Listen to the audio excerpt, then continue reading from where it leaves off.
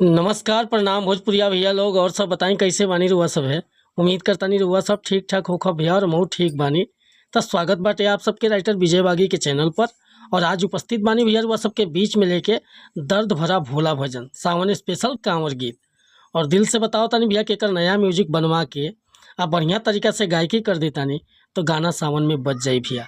तो चलिए देर ना करते हुए मैटर के शुरुआत कर लिया कि कैसे गीत के गावे के बा, का एकर धुन बा, का लय बा।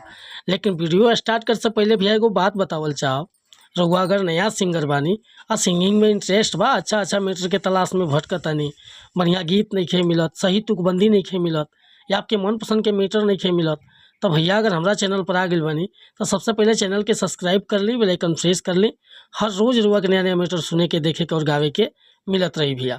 हम हर तरह के सॉन्ग राइट करीला और रुआ कोनो प्रकार के मैटर लिखवाओ बा बेहिचक रुआ कॉल या व्हाट्सअप कर सकीला। डिस्क्रिप्शन में हमारा नंबर बा, बिल्कुल उचित चार्ज पर रुआ के मन पसंद के गीत मिले भैया। आज के मैटर देखिए कैसे गाओ बाटे।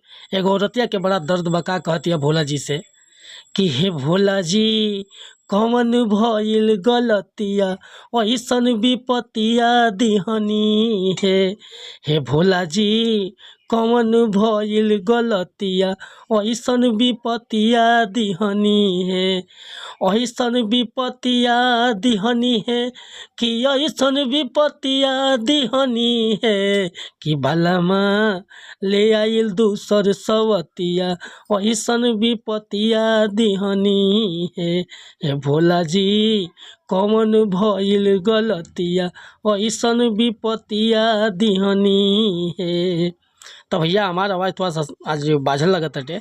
रउआ अगर ऊंचा स्केल से बढ़िया से दर्द में मैंने गा देता नहीं तो गाना एकदम सुने वाला होई। अगर ये मैटर पसंद बा, फुल गीत लिखवावे के चाहता नहीं तो रुआ हमारा व्हाट्सअप नंबर पर संपर्क कर सकीले। व्हाट्सअप के नंबर बाटे 8874473128।